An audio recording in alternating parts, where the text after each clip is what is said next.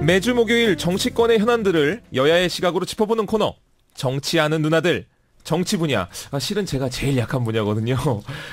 살짝 긴장이 됩니다. 반면 그래서 오늘 제가 가장 관심이 있어 한 코너기도 해요.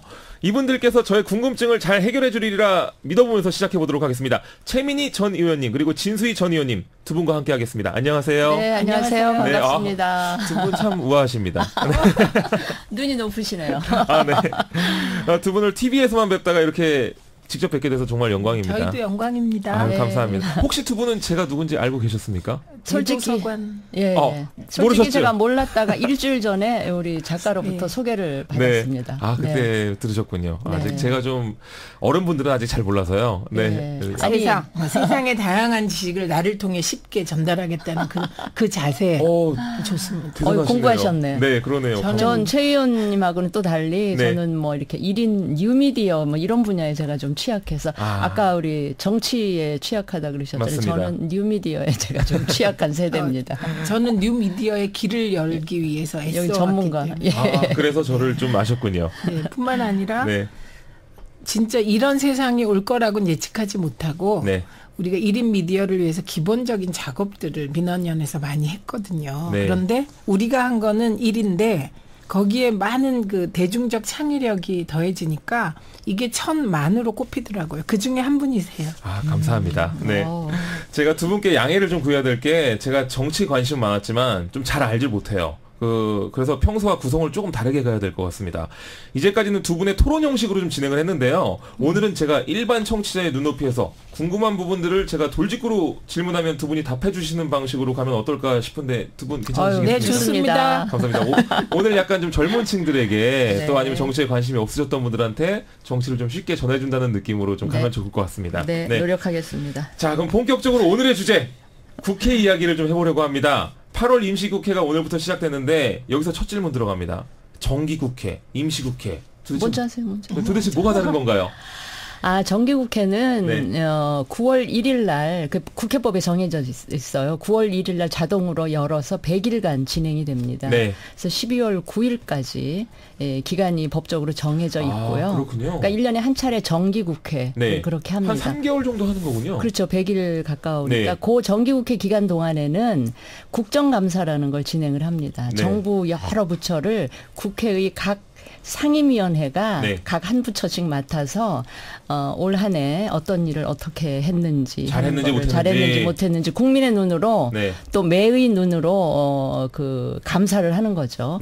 그 일하고 다음 해 예산 정부가 짜온 예산을 제대로 잘 편성을 했는지 깎을 거 깎고 또 꼭 추가해야 될 예산이 있으면 좀 더 증액을 하고 요런 일을 하는 게 크게 두 가지가 있고요. 그다음에 나머지 기간 동안에 그럼 국회가 쉬느냐 그건 아니고요. 짝수달에 2월, 4월, 6월, 8월 짝수달에 자동적으로 임시국회를 열도록 되어 있습니다. 그래서 8월 국회가 이제 오늘부터 시작이 된 겁니다. 그렇군요. 그럼 몇 번 열게 되는 건가요? 임시국회가 그러니까 2, 4, 6, 8 1년에 4번 정도 여는 거죠. 이거 의무적으로 열으라는 거고 7월에도 임시국회가 열려 있었습니다. 그건 뭔가요? 그러니까 임시국회는 국회 재적 국회의원 4분의 1 이상이 요구하거나 대통령이 요구할 때 열게 되어 있습니다. 그러니까 특별한 조건이 있으면 열린다는 거군요. 여야가 합의를 하면. 회기는 30일을 초과할 수 없습니다. 그렇군요. 그런데 임시국회 열린다는 소식에 그러면 이제 뭐 국회 이제야 일하는 건가? 항상 이런 부제가 좀 붙더라고요. 사실 뭐 개점 휴업 국회다 뭐 이런 뉴스들도 좀 있었고요. 국회가 문을 닫고 있으면 국회의원분들은 그러면 정말 일 안 하는 건가요? 말씀하세요. 우선 국회가 열어져 있으면 임시국회 혹은 정기국회가 열어져 있다고 그러면 일을 하느냐? 그건 또 곧 이꼴은 아닙니다. 왜 아니냐면 여야가 합의를 해야 의사 일정을 잡을 수가 있습니다. 그러니까 국회가 열리더라도 예를 들면 상임위를 열잖아요. 그럼 그 상임위도 여야 간사가 합의를 해야 열 수 있는 겁니다. 그러니까 정기국회다 임시국회다보다 더 중요한 건 여야 합의로 일정을 잡는 것이죠. 그렇죠. 그리고 또 그게 없을 때에도 다른 또 각자의 어떤 일들을 하고 계신 거죠. 그러니까 국회가 임시국회든 정기국회든 열려 있어도 여야 합의가 안 되면 일이 진행이 안 되니까 이제 개점 휴업이다 이런 비판이 나오는 것이고요. 네. 국회가 안 열리는 기간이라고 하면 예를 들면 1월, 3월, 네. 5월 뭐 이런 기간에 국회가 안 열린다고 해서 의원들이 그냥 놀고 있는 거는 아니고요. 맞아요. 그러니까 이 국민들이 그 부분에 대해서는 참 잘못 알고 계신데 네. 국회의원이 두 가지 타입이 있잖아요. 지역구 의원이 그렇죠. 있고 비례대표 의원이 있는데 지역구 의원들은 자기가 관리하는 자기가 대표하고 있는 그 지역의 온갖 크고 작은 모임 네. 행사에 참여해서 이렇게 얼굴도 내밀어야 되고요. 네. 그러니까 지역 주민들이 보면 보통 국민들이 국회의원에 대해서 되게 비판도 많이 하고 욕을 많이 하는데 네. 또 자신이 그 하는 행사라든지 그 지역에 네. 거기 얼굴을 국회의원이 내밀어줘야 그 행사에 좀 이렇게 뭐라 그럴까 네. 격이 올라간다 그럴까 뭐 또 그렇게 생각하는 부분들은 있더라고요. 그래서 그런데 다녀야지 또 자기 지역구에 사시는 주민들이 이런저런 네. 민원을 또 제기를 하시면 그 민원 해결을 위해서도 좀 뛰어야 되고 또 회기는 아니지만 회기가 시작되면 네. 그 정부를 향해서 그 하게 될 뭐 평가라든지 네. 이런 걸 계속 자료를 받아서 그 그렇군요. 검토를 해야 되고요.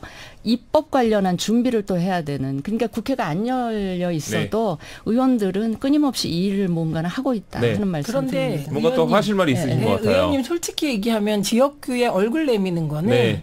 그거는 미래 다음 선거를 위한 자신에 대한 투자일 수도 있습니다. 네, 꼭 일이라고 할 수는 없는 거군요. 일인데 또 일인데 또 그 의미가 또 네, 조금 다를 마케팅이기도 수도 있어요. 하고. 근데 네. 이제 그 지역구 네. 주민들이 유권자들이 네. 뽑아준 국회의원인데 그 유권자 입장에서는 내가 뽑아준 의원이 네. 우리 지역에 얼마나 관심을 갖고 있는 우리 그러네요. 지역에 자주 좀 와서 우리들이랑 만나서 우리 얘기 들어주고 우리들의 삶이 어떤지 좀 같이 공감도 일이죠. 해주고 네. 이러기를 원하니까. 그거를 한눈을 두 분 약간 지금 네, 아니 의원님은 네. 그 FM으로 지역 활동하셔서 네. 그렇고요. 대개 보면 그냥 얼굴 내밀고 가버리지 거기서 세세한 뭐 그 지역민들의 삶을 이렇게 네. 하는 건 쉽지 않죠. 이찬행님께서 이제 문자를 보내셨는데 놀고 있진 않지만 안 놀고 있는 것도 아니다. 약간 슈레딩거의 고양이 같은 그런 느낌으로 정리를 좀 해주셨네요. 근데 한 가지 제가 조금 네. 우리 국민들이 갖고 있을 법한 오해를 네. 한 가지 좀 불식시켜드리고 싶은 게 뭐냐면 네. 보통 이제 언론을 통해서 이 본회의장 있죠. 국회 본회의장이 텅텅 비어있는 모습을 막 많이 비춰주면서 국회가 놀고 있다. 의원들 인한하고 있다. 이렇게 이야기를 하는데요. 사실은 본회의가 열리는 게 두 가지 형태예요. 하나는 네. 법안 통과를 위한 이 본회의가 열리는데 그때는 의원들이 의석을 많이 차지를 하고 있어요. 왜냐하면 그거는 되니까. 재적이 충분히 이제 충족을 해야 그 법안이 처리가 되니까. 그런데 텅텅 비어 있을 때가 언제냐면 네. 정부 부처 총리나 장관들을 상대로 의원들이 이제 대정부 질문을 할 때는 질문하는 의원은 한 사람이고요. 네. 나머지 299명이 그 본회의장에 다 앉아 있을 필요는 사실은 없거든요. 자기 또 분야가 아닌 경우에는 그 시간에 거기 앉아 있기보다는 네. 의원실로 돌아가서 정책 관련한 자료 검토하고 또 민원인들을 만나고 이런 일들이 훨씬 더 또 중요할 수가 있기 때문에 그렇게 하는데 네. 마치 본회의장에 그 시간에 없으면 의원들은 또 어디 놀러 간 게 아닌가.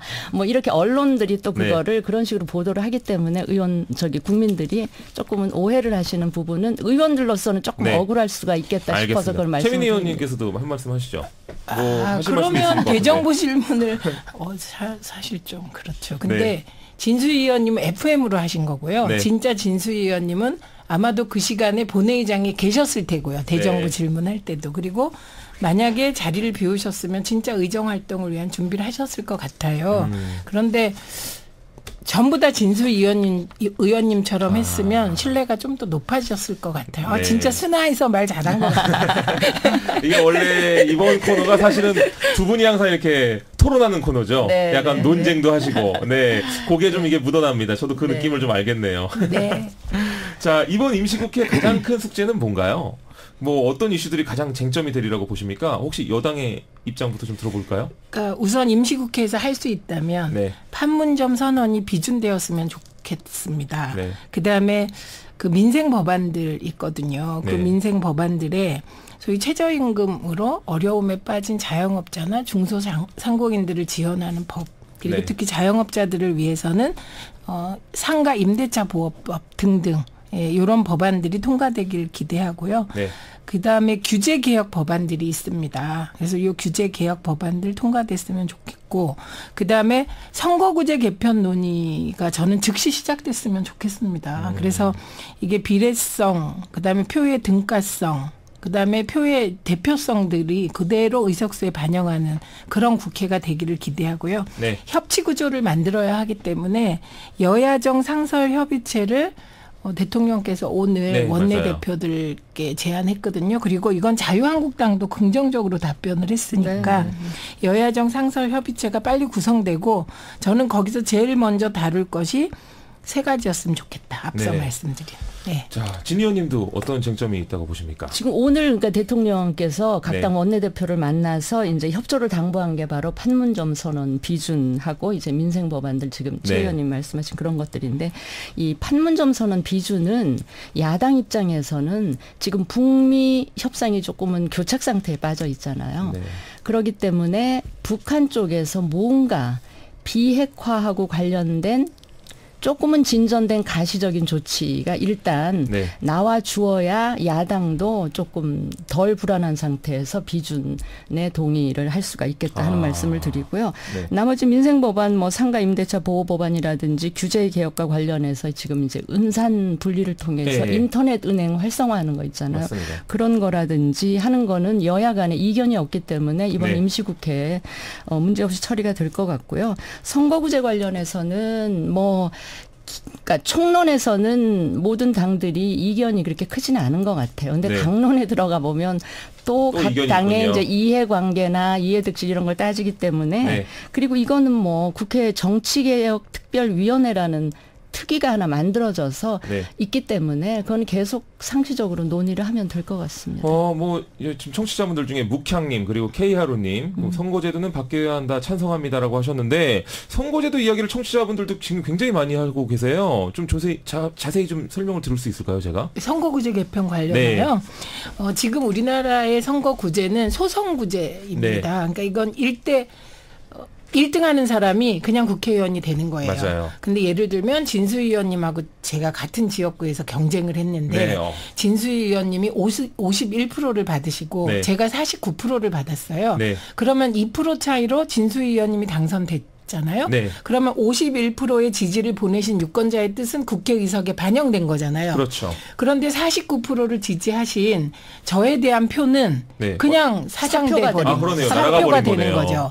그래서 지금 비례성을 강화하자 이 얘기는 제 49%의 이 표도 저는 1대1에선 졌지만 이 표를 어떻게든 국회의석수에 반영하자는 겁니다. 그러려면 어떻게 하면 될까요?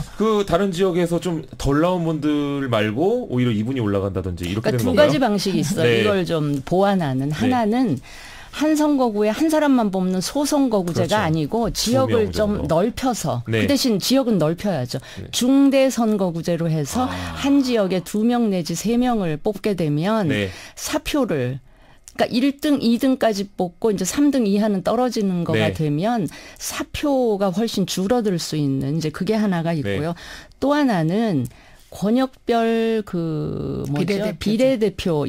비례대표제거든요. 그래서 비례대표를 통해서 비례대표를 통해서 그것도 권역별로 호남권, 영남권, 수도권 뭐 이런 식으로 권역을 나눠서 그 지역에 그것도 같이 포함이 될 텐데 그 지역에서 지역구 선거에 나가서 떨어졌지만 표를 굉장히 많이 받은 상태에서 떨어졌단 말이에요. 그런 사람들은 비례대표로 구제해서 뽑게 되면 그 사람이 지역구 의원으로는 떨어졌지만 그 사람이 득표한 표는 전체 국회의석에 반영이 될 수가 있는 거기 때문에 그런 식으로 사표 방지도 하고 좀 이 득표가 최대한 국회의석에 반영되도록 하자. 어떤 의미인지 알겠습니다. 제가 이게 잘 모르는 상황에서 들었을 때는 좀 합리적이라고 느껴지거든요. 예를 들면 정의당 같은 경우 지역구에선 한두 분밖에 당선이 안 돼요. 그런데 정의당이 지금 6석이잖아요. 물론 줄었지만 그리고 그 이전에 민노당은 뭐 10석을 얻었단 말이죠. 그러니까 그것은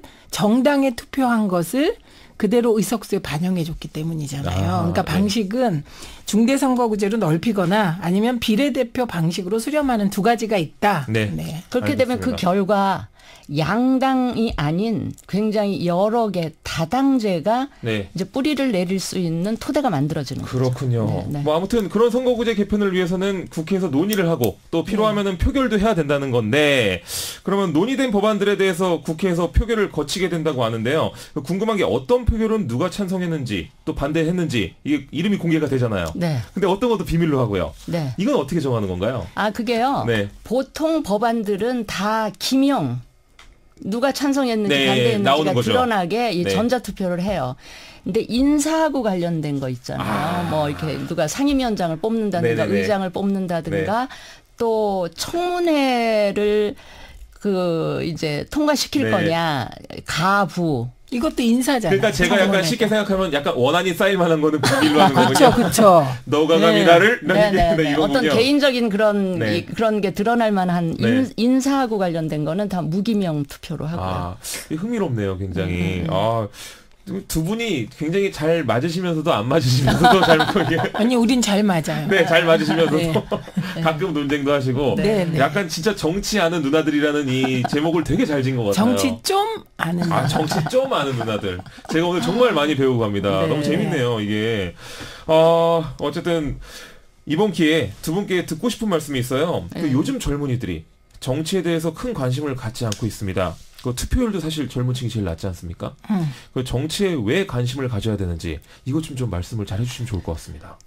정치인들은 네. 국회에서 법을 만들잖아요. 네. 그리고 사실 대통령도 정치인입니다. 그렇죠. 이거 무슨 말이냐? 표를 먹고 사는다. 네. 그러면 투표하는 사람과 안 하는 사람 누가 무서울까요? 투표하는 사람이 무섭죠. 예, 그래서 예를 들면 프랑스의 경우 네. 대학 등록금이 굉장히 쌉니다. 그렇죠. 그 이유가 뭘까?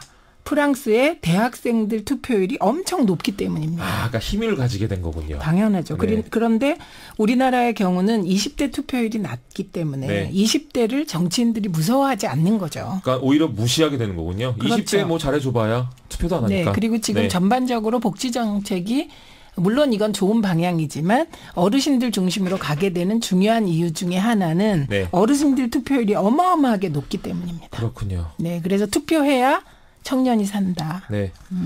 이 투표를 많이 해야 청년들한테 돌아가는 것도 많고. 네. 당연하죠. 무서워해요. 네. 들으시는 분들께서 이제 혹시 젊은 층 분들은 주의 깊게 좀 들으셔야 될 것 같습니다. 저는 이 말씀을 드리고 싶어요. 네. 정치가 아무리 욕을 먹어도 네. 결국 세상을 바꾸는 거는 정치다. 네. 이게 이제 제가 정치를 하게 만드는 동력이기도 한데 우리 다 경험했잖아요. 네. 2017년 말에 그 박근혜 대통령 탄핵 과정에서 광화문의 촛불 시위에 참여해서 네. 자기 의견을 굉장히 적극적으로 개진하고 그걸 행동으로 옮기고 났더니 어떻게 됐어요? 그러니까 이제 정치가 바뀌고 세상이 바뀌었잖아요. 네. 그러니까 적극적으로 참여하면 바꿀 수 있다. 그러니까 나 혼자 내가 뭐 해서 이게 뭐 바뀌겠냐 이런 네. 소극적인 생각을 하지 마시고 참여하고 행동으로 옮기면 우리가 바꿀 수 있다라는 네. 생각으로 정치에 관심도 가지고 선거 때 의견도 표출해 주시고 그렇죠. 투표도 열심히 해 주시면 세상이 바뀔 수 있다. 아싸. 아, 좋네요. 제가 너무 오늘 두 분을 힘들게 해드린 것 같아요. 너무 질문만 했네요. 죄송합니다. 아닙니다. 아니 오늘 아주 행복한 날이에요. 네. 도움이 됐다면 네. 정말 영광입니다. 저는 또 굉장히 재밌었고요. 흥미로웠습니다. 아마 청취자분들도 그러실 거라고 생각합니다. 네, 오늘 두 분 나와주셔서 너무 감사드립니다. 네, 고맙습니다. 감사합니다.